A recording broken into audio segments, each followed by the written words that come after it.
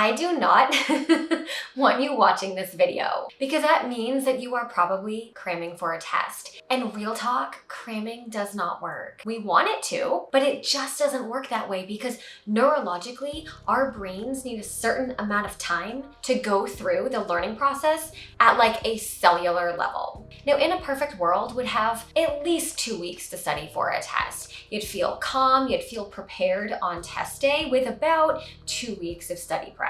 But I don't know about you, but I certainly do not live in that perfect world. And I know that having 2 weeks to prepare for every single test is just not feasible. In our very real world, sometimes we only have a few days to prepare for a test. And that is when we need to switch up our study methods, which of course is why you are here in the first place. Now, sometimes it's our teachers and professors who don't announce a test until like 2 days out, right? Or sometimes we procrastinate so hard, we know there's a test, but now it's in 1 or 2 days and we realize we haven't started yet. Okay, so that's on you. Or sometimes it's been in our syllabus, but for some reason we just never looked at our syllabus and we don't realize until 2 days out that our test is in 2 days. Maybe the teacher has announced it over and over again in class, but it just didn't land. It just didn't register for whatever reason. Whatever reason you are here, you are in the right spot. Because in this video, I'm gonna share 2 strategies for what to do and how to study when you only have like 1 to 2 days to study for a test. And because I know you are really short on time,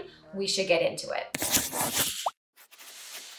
Hi, I'm Katie Azevedo of SchoolHabits.com. I'm a private executive function coach who teaches students and professionals strategies to learn and work smarter. And anything that I mention in today's video will be linked in the description box, including a transcript. Now, like I said, I'm going to share 2 study methods that are great for last-minute studying, and I should say that they are best when used together. But keep in mind, you should only use these study methods when you have no other option. Do not rely on these study methods to prepare for tests that you actually have time to study for. This is your Hail Mary, okay? This is like when you have no other option.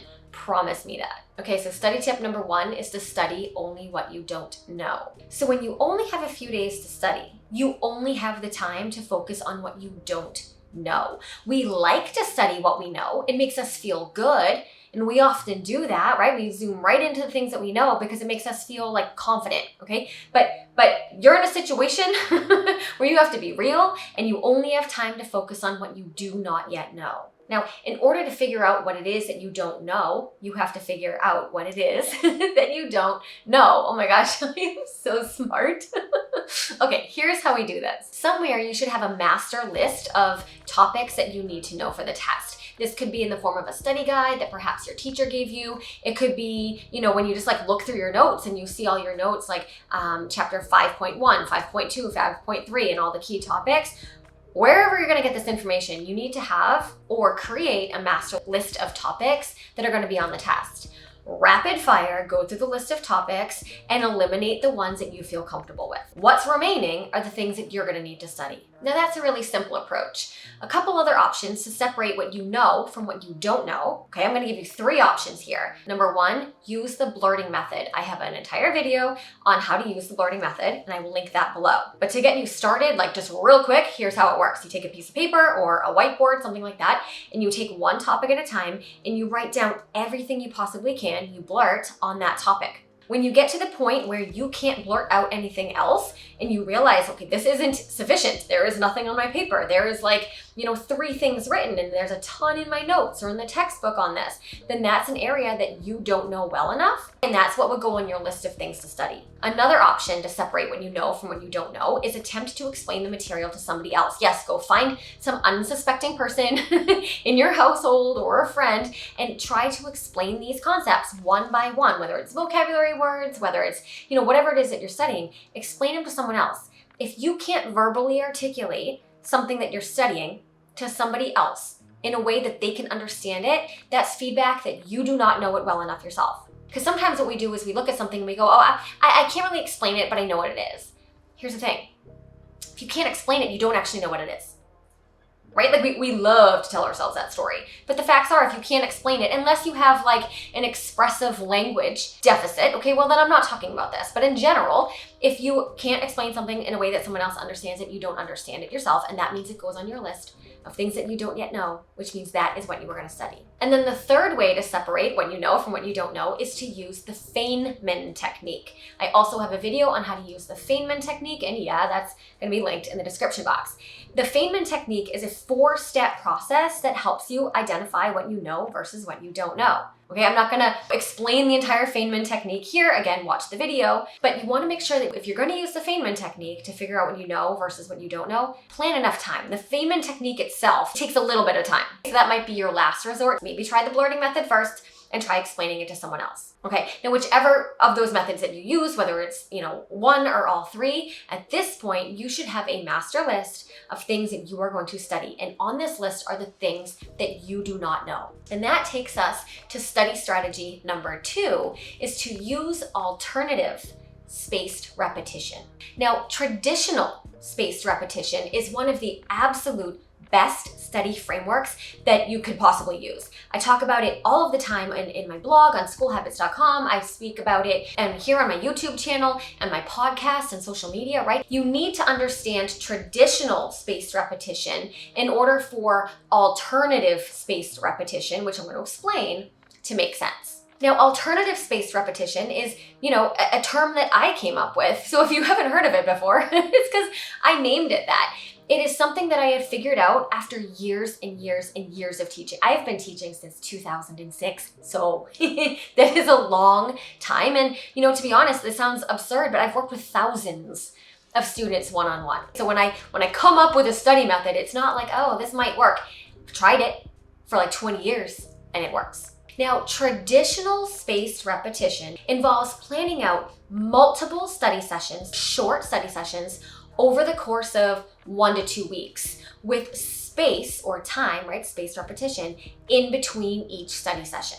And this is what I want you to promise me you will use if you have at least 1 to 2 weeks before a test, or even 5 days before a test. Traditional spaced repetition is your friend. So if you see on the screen here, let's say you have 2 weeks to study for a test. You would schedule short study sessions on most days leading up to the test. Remember, this is traditional spaced repetition.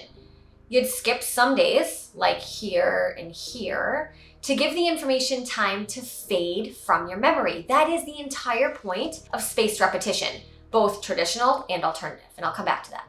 Now, this time in between your study sessions allows you to kind of forget the material so that you can bring it back into your working memory, like right before it goes extinct. And in most cases, material that we're just learning begins to fade over a course of several hours or overnight.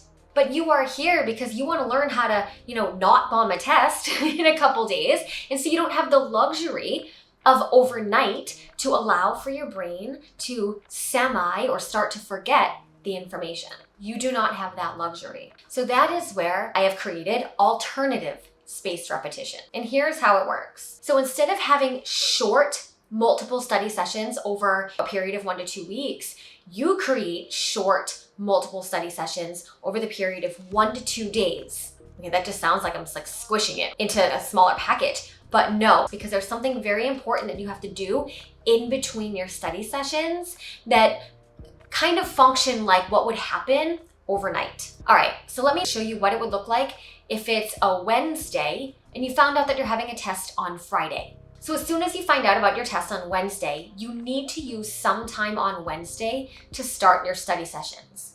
Remember, these study sessions are short. If you have 2 days to study, you will plan 3 25 to 45 minute study sessions for both of those days, which equals 6 total study sessions. So in this case, you would plan 3 study sessions on Wednesday and 3 study sessions on Thursday to prepare for your Friday's test. So if you only have 1 day to study, okay, that's not the best scenario, but let's say it's Thursday and you find out the test is on Friday. Then you would try to plan 3 25 to 45 minute sessions in that 1 day. Regardless, the important part, listen very closely here, is to create as much time as possible between each short study session.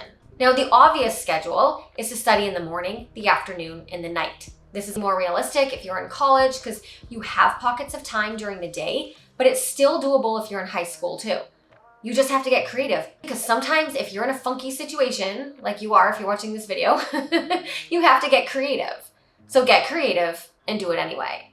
Now, I haven't even gotten to the most important part. Just a few minutes ago when I was explaining traditional spaced repetition, I was explaining that it's the overnight period that's the opportunity for our brains to nearly forget what it is that they're learning. It's the amount of time for most people's working memory to be like, okay, like, I don't think I need this information anymore, and it begins to fade. And then the next day, when you have another study session, you're bringing that information back from the brink of extinction. And it's that repetition, get it, spaced repetition, that cements the information in our brains neurologically. Like that right there is the nature of the learning process. So if we don't do something in between our study sessions to sort of force that material out, it's still actually floating around in our working memory by the time we study it again. But that's not what we want. Because that means when you go to study it again, it's still in your memory. And then it fools you into thinking that you know it. You don't actually know it. It's just in your short-term memory. That's not full knowledge acquisition. Like if you study something now and then like a few hours later you return to it, yeah, you're going to remember most of it. Of course, unless you have a, short-term memory deficit or something like that. But in most cases, you're going to remember the bulk of it. And we don't want to fool ourselves into thinking that we know something, because the next day for the test, you won't know it. We want that information to begin to fade from our working memory by the time we sit down to study it again. So how do we do that? We have to trick our brains into forgetting what we've studied. We need to essentially fabricate an overnight forgetting environment. Does that make sense? Let me explain. If you're using alternative spaced repetition, so 3 study sessions on one day and 3 short study sessions on another day, you have to do something in between those study sessions to force the information out of your working memory. How? By doing something cognitively demanding, that means challenging, in between our study sessions. Let me give you a few examples. Let's say that you have a physics test tomorrow. So you've planned 3 45-minute study sessions for one day. We've got morning, afternoon, and night. Now, you know the goal is to try to force the material out of your working memory before the next study session, right? So one way to do this is maybe to do your English or your philosophy reading in between these sessions. Because reading is challenging, right? And it's different enough that your brain is going to have no choice but to release some of the physics material that you were studying. Another example is if you're studying for a vocabulary test in a foreign language, let's say Spanish.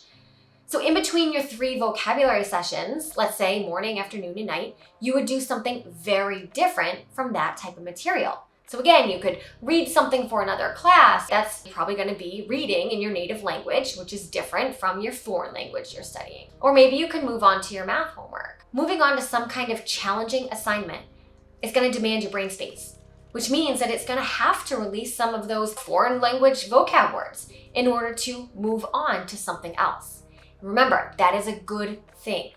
Every time you return to material that you're almost forgetting, using active recall study methods, you strengthen your understanding of it. So as you can see from the examples, having only 1 to 2 days to prepare for a test is not the best. Like, that's not optimal. But with a little bit of intention and strategy, you can get the most out of those days. If you were to do what most people do, which is to plan some epic 3-hour study session the night before the test, you're not actually studying for 3 hours. Due to this phenomenon called the primacy recency effect, we only strongly remember things that happened in the beginning and the ends of things. I'm simplifying it, but this is, essentially it.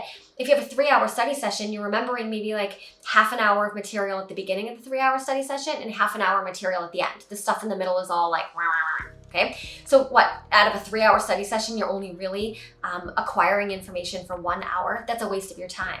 But if you do alternative spaced repetition over 2 days, so 3 study sessions in one day, 3 study sessions in another day, and let's say each of those study sessions is 30 minutes, that still adds up to 3 hours, okay? But you are remembering everything in those 3 hours. Way more effective. But listen, I gotta be honest with you, okay? I have one final tip. Whatever the reason that you are in a situation where you have only 1 or 2 days to study, whether maybe the teacher really didn't announce it until, 1 or 2 days before the test, or maybe you procrastinated, or maybe you forgot to look at the syllabus, whatever the reason, the best way to be prepared is you're not in this panic mode where you even have to use these strategies, is to actually learn the material as you go. I wish this were talked about more, but if you learn the material as you go, so don't just, phone in the assignments. Don't just like do things for credit. Actually learn the material. Take your notes like you mean it. Take notes that you understand. Don't copy your friend's notes, right? Like actually learn how to do your math problems. Practice your foreign language vocab, whatever it is that you're learning. Learn it gradually, incrementally, as you go. And then whenever the test is, you'll be fine, right? It's when we don't learn the things as we go and we're doing assignments for credit and we're getting our check marks and like, yay, like we're winning or whatever. But then the test comes and we're like, oh no, now I don't know how to do the thing. That's avoidable. That's like fully avoidable, even if your teacher announces things last minute. But for pop quizzes, right, that's a thing. You'll be prepared for any assessment of any kind if you make small baby daily efforts to learn what it is that you're learning as you go. So if there's one thing you get from this video, it's not to put yourself in this position in the first place. All right, if you liked this video and you found it helpful, please give it a thumbs up and subscribe. And as always, thank you so much for watching.